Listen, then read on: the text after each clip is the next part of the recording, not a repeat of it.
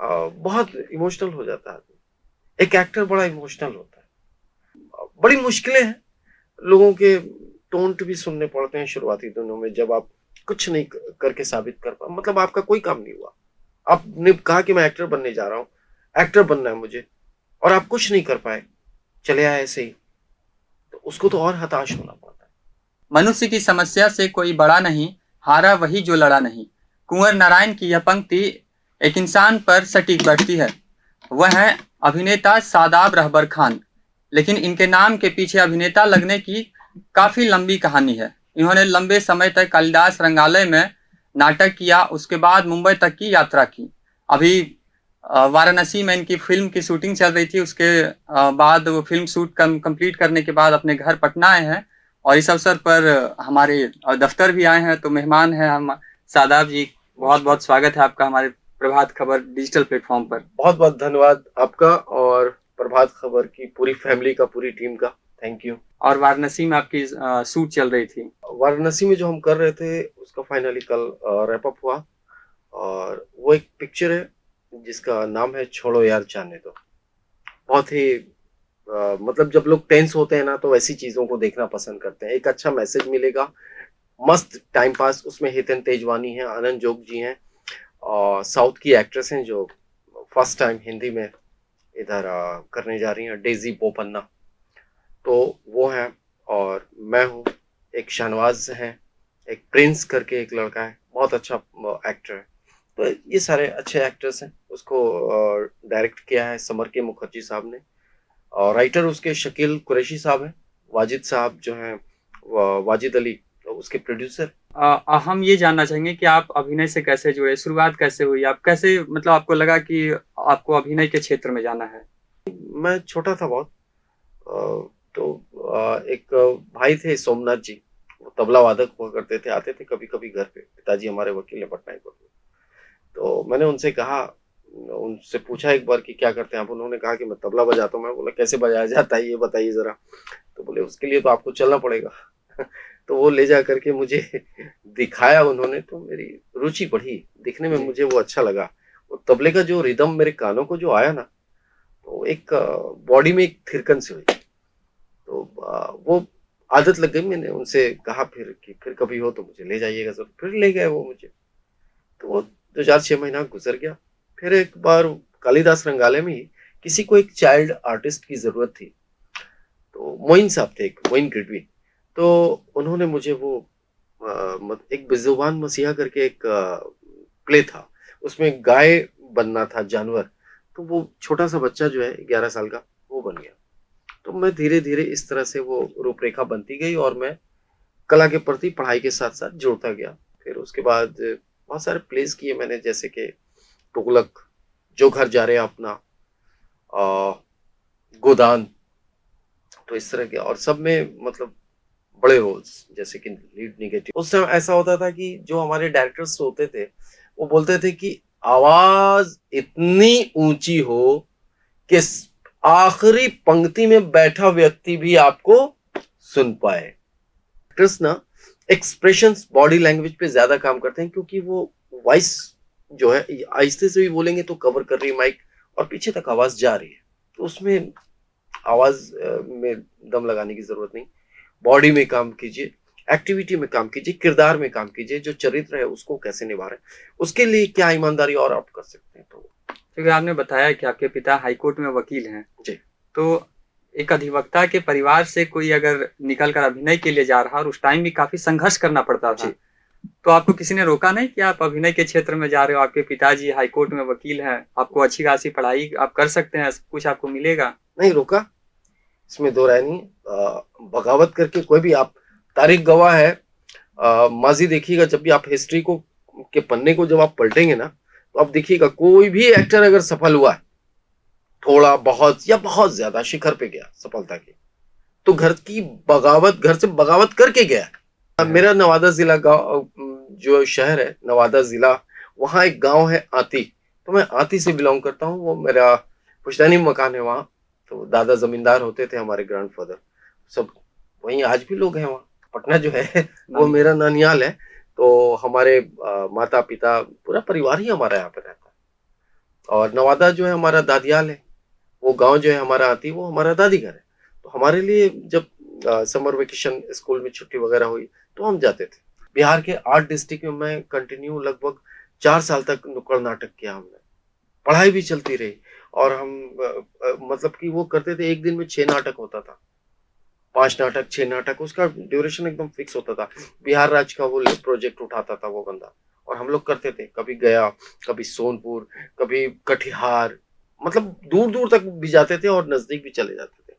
कई बार तो हम लोग स्लम एरियाज़ में किया, इधर ही महेंद्रू में या फिर अपना सुल्तानगंज के कई इलाकों में, कई मतलब जहाँ पे मिल जाते थे स्लम लोग, जहाँ पे एरिया होता था, गंदगी जहाँ पे है और वहाँ पे लोग रह रहे हैं, वहाँ पे कैसे रहेंगे, मच्छर से कैसे बचना है, बारिश के दिन में कैसे रहना लोगों है, को जागरूक करने के लिए। जागरूक करने के लिए। तो हम लोग जो है अपने नाटक से वो अभियान से करते भोजपुरी पे अक्सर लोग जितनी तारीफ करते हैं उसके 2 गुना लगभग आलोचक भी आलोचना भी करते हैं। तो आपको वो 2-3 बात जो अच्छी लगती हो भोजपुरी में? नहीं, भोजपुरी की फ़िल्म देखिएगा तो ऐसा लगेगा कि हमारे घर की कहानी, परिवार की कहानी। ये पिक्चर का चरित्र जो निभा रहा है, जो एक्टर, वो लगता है कि हम ही हैं। इतना आपस में प्रेम और स्नेह दिखता है। लेकिन जो बनी थी कि गंगा मैया तो पियरी जी, चढ़े, वो उस तरह की जो फ़िल्में थी जी। या फिर मनोज तिवारी की कई फ़िल्में, रवि किशन की, लेकिन वो जो पूरा पहले जो कहानी आती थी वो अब दिखती नहीं है। लोग हुँ, कहते हैं कि साउथ से, बॉलीवुड से लोग कॉपी कर लेते हैं और वही हुँ। उसको भोजपुरी में डब करते हैं। ये तो पुराना ट्रेडिशन है, आज हुँ। भी वैसे ही हो रहा है। तो इसमें बेहतर कैसे हो? इसके लिए मतलब आपको क्या इसके लगता लिए है? मेकर्स को सोचना पड़ेगा। एक्टर तो सिर्फ़ कोशिश करता है अपने काम के, जो उसको कैरेक्टर मिला उसमें वो क्या बिल्डअप कर सकता है, क्या नयापन देगा। ये तो एक्टर की भूमिका हो गई। उसको स्क्रिप्ट पटकथा अगर देखें, कथा पटकथा, वो तो राइटर्स और डायरेक्टर को सोचना है, उसको पहल करने के लिए। तो यहाँ पर ज़िम्मेदारी उनकी बनती है और उनके पहले ज़िम्मेदारी बन जाती है प्रोड्यूसर्स की। प्रोड्यूसर्स अगर चाहेंगे तो राइटर डायरेक्टर ये ज़रूर करेंगे। और अब तो सब्सिडी भी मिलेगी, बिहार हाँ, फ़िल्म नीति अब हाँ, बन गई है। हाँ। यहाँ पर कुछ लोग क्या करते हैं कि एक बार पूरी यूनिट को उठाया, कुछ लोगों को, चले गए लंदन, 6 महीना रहे, 3 महीने रहे और वहाँ से छाप करके चले आए। छापना बोलते हैं, एक शब्द आता है छाप के। वहाँ तो वो जो है मतलब एक प्रतिभा को कम करने वाली बात होती है, ओरिजिनैलिटी को कम कर देती है, वो तो कई पिक्चरनेस से कम एक्टर कर हैं, देती है। कहते हैं कि एक बार में हम लोग 7 फ़िल्म, 8 फ़िल्म एक तो साथ लेकर चले हाँ, जाते हैं और 2-3 प्रोड्यूसर होते हैं, डायरेक्टर होते बस, हैं, वो साथ बस, में चले जाते बस, हैं बस, बस। और वो शूट तो करके आते हैं और लगातार वो बैक टू बैक रिलीज़ ये होती गलत है रहती है। ना, ये गलत है। आप किसी एक प्रोजेक्ट को लेके जाएँ, उसको शांति से, अच्छे से, क्रिएटिविटी के हिसाब से आप देखिए ना, कि आप अपना क्रिएशन देने जा रहे हो, छापने नहीं जा रहे हो। लेकिन आप पहले ही मेंटली प्रिपेयर हो कि हम इतना मेरा बजट है, इसमें हम ये काम करेंगे और इतनी मेरी कमाई हो जाएगी। मैं तो ये भी देख पा रहा हूँ कि अभी मेल एक्टर कोई नए नहीं आ पा रहे हैं। भोजपुरी में एक्टर को वैल्यू नहीं मिलता, भोजपुरी में सिंगर को वैल्यू मिलता है। हुँ। जो सिंगर है वही हीरो है। आप बता दीजिए मुझे, कौन ऐसा भोजपुरी का मतलब हीरो है जो सिंगर नहीं है और हीरो है और चल रहा है। फ़िल्म मिल रही इसीलिए है। मेरे हिस्से में भोजपुरी नहीं आ पाती, मुझे ऐसा लगता है। अब पाता हिंदी वालों की जो नजर है भोजपुरी के हिसाब से इसीलिए गलत है, इसलिए वो नहीं करते। अगर जो आदमी भोजपुरी करके हिंदी में जा रहा है ना, तो उसका उसका अस्तित्व वो देखते हैं, अरे ये यहाँ से करके आया है और उसको वैल्यू भी, कमर्शियल भी उसी एंगल से देखेंगे। अब कुछ लोग कहते हैं अजय देवगन ने भोजपुरी की, अरे भैया अजय देवगन ने भोजपुरी की है। अजय देवगन एक बड़ा ब्रांड है, वो कुछ भी करे मतलब उसको चल जाएगा, लेकिन जो स्ट्रगल करके बंदा उठ रहा है, वो तो बनने के पहले ही वो खत्म हो जाएगा। पंचायत एक वेब सीरीज़ आई हाँ, लॉकडाउन के टाइम काफ़ी चर्चित हुआ, हुँ, अभी चौथा सीज़न आने हुँ, वाला है, हाँ, हाँ। 5वां भी शायद आएगा। उन्होंने इतना शानदार अभिनय किया कि पंचायत की चर्चा हुई और उसके बाद उस तरह की कई वेब सीरीज़ जो है हुँ। शूट हुई और रिलीज़ भी हुई। उसमें एक्टर के साथ-साथ हमारे राइटर डायरेक्टर का बहुत बड़ा योगदान और कमाल है। क्योंकि वो राइटर ने ऐसे-ऐसे पंचेस दिए हैं ना, लिखे हैं जो, एक्टर ने उसको परफॉर्म किया है। और जो कैरेक्टर जिस-जिस को एक्टर को मिला है, वो दरअसल अपनी रियल लाइफ में वैसा ही है। इसलिए उसके साथ वो ऑनेस्टी के साथ ईमानदारी हो गई, निभाया उसने। पूर्णिया, दरभंगा, कटिहार से निकलकर चला जाता है दिल्ली, दिल्ली से आता है बॉम्बे, तो दिल्ली वाला कैसे हो जाएगा? वो बिहारी रहेगा कि नहीं रहेगा? बिल्कुल रहेगा। तो वो आदमी को पहले ये समझना चाहिए कि बिहार को हम कितना अपना समझ रहे हैं, तो देन बिहार उसको अपना समझेगा। मैं तो हर 3-4 महीने पे आता हूँ, 2 दिन 4 दिन रह के जाता हूँ। अब भी बनारस से आया हूँ, मैं बनारस से जा सकता था। मुझे वहां से प्रोडक्शन वाले ने बोला सर यहीं से टिकट बनाओ। मैं बोला घर के इतना करीब आकर के मैं कैसे चला जाऊँ। अब तो बिहार में देखिए पुष्पा जैसी बड़ी बिग बजट फिल्म को अगर उसका प्रीमियर होता है, प्रमोशन हो रहा उसका है ना, प्रमोशन होता है, व्यू उसका ट्रेलर लॉन्च होता है पटना बिल्कुल। जैसे गांधी मैदान तो में। फिर और पुष्पा जो है वो कह देते हैं अल्लू अर्जुन कि झुका नहीं है, लेकिन आप लोगों के प्रेम के आगे झुक गया बिहारियों के आगे से है। पटना तो एक हमने बाहर अदर स्टेट का आदमी इस चीज को समझ रहा है कि यहाँ का प्रेम क्या है, बिल्कुल, और वो पटना का सबसे प्रेम फेमस क्या डायलॉग रहा और वो उन्होंने कहा है ना। हर अखबार में वो लीड में छपा है तो जब उन्होंने बताया। तो फिर अब हम यहीं के अंश होकर के हम यहीं की बुराई करें। तो आप कालिदास रंगालय में कितने साल तक थिएटर किए? हमने 10-12 साल वहां पे थिएटर किया। कौन सा साल रहा होगा जब आप शुरुआत किए होंगे? हमने उस टाइम फिल्म आई थी ताल, 96-97 की बात है। उस टाइम से जो जुड़े तो 2007 जो है हम आखिरी पे लेके थे हमने गोदान, पटना का सरस मेला लगा हुआ था, डायरेक्शन दिया था राजेश राजा जी ने, और उसके बाद हम यहाँ से 2007 का प्ले करके मुंबई की तरफ कुछ कर गए। तो मुंबई के लिए कौन सुझाव दिए होंगे कि मुंबई अब चलना किसी चाहिए? ने नहीं दिया, कुछ ऐसे इंसिडेंट बन गए तो मैं थोड़ा सा एक ऐसा माहौल बन गया कि मुझे जाना चाहिए, खुद से लगा कि जाना चाहिए। हाँ। दरअसल मेरा वो डिसीजन गलत था, मुझे मुंबई नहीं पहले दिल्ली जाना चाहिए था। एज उस वक्त थी मेरी, मुझे एनएसडी के लिए अप्लाई करना चाहिए था, बट किसी ने सुझाव नहीं दिया और मैंने किसी से शेयर भी नहीं किया और चला गया। उस टाइम तो इतना सोशल मीडिया वगैरह जमाना भी हाँ, नहीं था, तो नहीं जानकारी भी थोड़ी सी कम थी, और बस मुझे ऐसा लगा कि कला मेरे लिए और मैं कला के लिए। तो आप मुंबई गए थे तो वहां पर कैसे सब कुछ सेटल किया, क्योंकि इतना बड़ा शहर माया नगरी कहा जाता है? तो वहां क्या हुआ कि मैं गया तो एक जगह मलाड है, मलाड वेस्ट में ना एक जगह है मालोनी 5 नंबर। मैंने आपको कहा कि मेरे गांव का ही कोई बंदा है, तो उसका वो कुछ उसके कारखाने में काम होता था, वो कढ़ाई की काम। फर्स्ट टाइम उसके कारखाने में उस टाइम उतना फोन वोन का उतना चला हुआ नहीं था, फोन का वो जमाना था लैंडलाइन का, वो सिक्का क्वाइन डालिए और ऐसा ऐसा, तो ऐसा था। बट क्या होता था कि एक बगल वाला जिनके यहाँ कारखाना था ना, जिनका उसके बगल वाले के यहाँ उनका एक था, तो उनका नंबर लिया हुआ था मैंने उनसे, तो मैंने यहाँ से चलने के पहले फोन कर दिया था। वहां जाकर के उनको फोन किया मैंने, स्टेशन के बाहर वो आए हुए थे और मैं उतरा था दादर, और दादर स्टेशन के बाहर थे वो, ईस्ट में हनुमान मंदिर है वहीं पे। मैं चाय पी रहा था और वो आए लेने के लिए, फिर वो अपने साथ लेके गए और वहां रहना शुरू हुआ।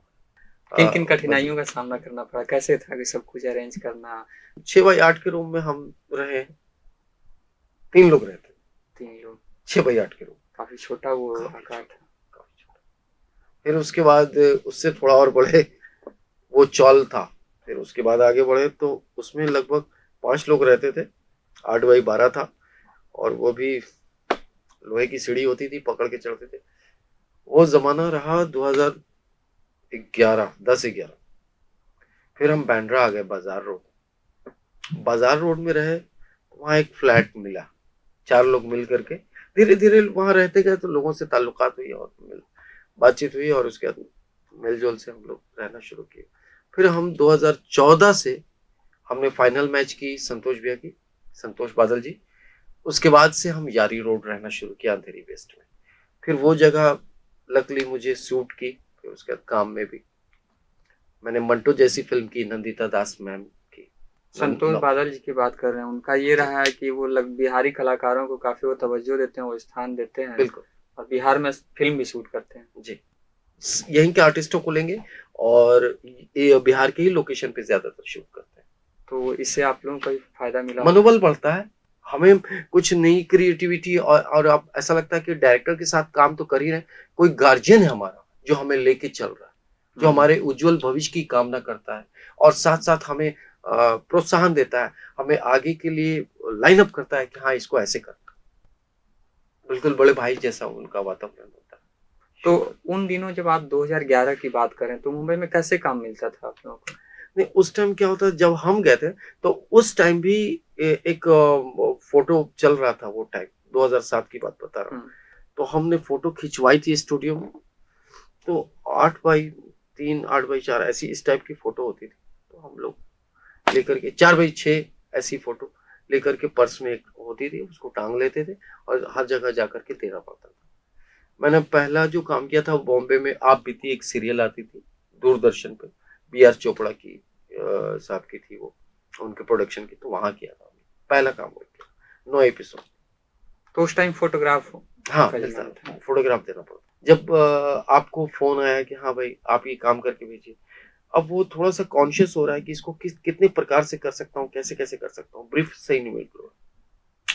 अगर आप कास्टिंग ऑफिस में जाकर के अगर शूट कर रहे हैं उसको, तो वहां आपको जरा भी कुछ भी ऊंच नीच हो रहा है तो वो आपको ब्रीफ देता है कि इसको थोड़ा ऐसे कीजिए, ऐसे कीजिए, उससे थोड़ा सा दिक्कत होती है।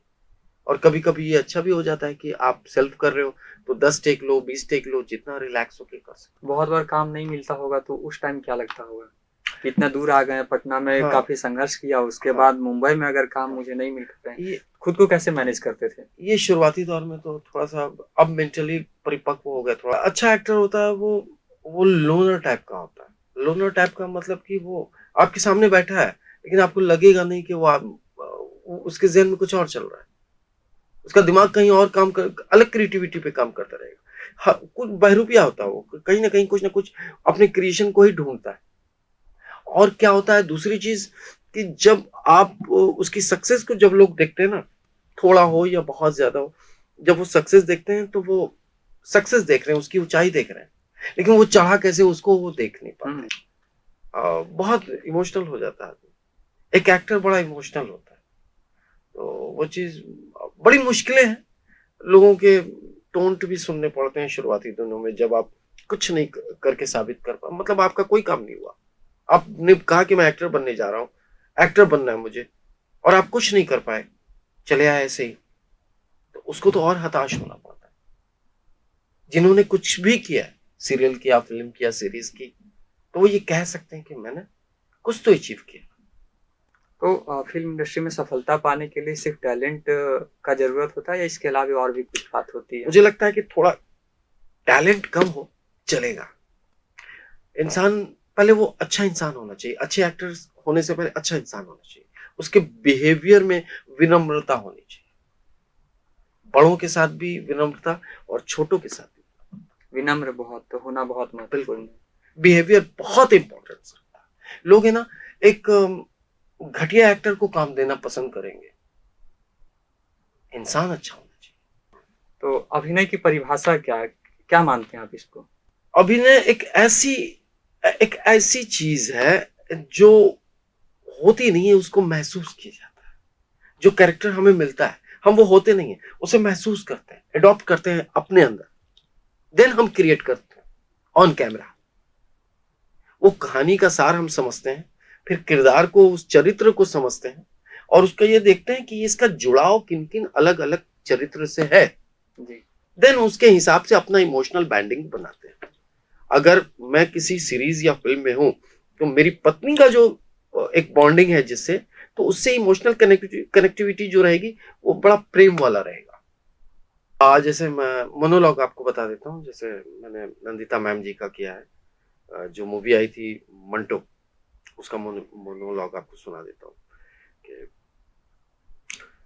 हिंदुस्तान जिंदाबाद, पाकिस्तान जिंदाबाद, इन चीखते चिल्लाते नारों के बीच कई सवाल थे। मैं किसे अपना मुल्क कहूँ, लोग धड़ाधड़ क्यों मर रहे थे, इन सब सवालों के मुख्तलिफ जवाब थे।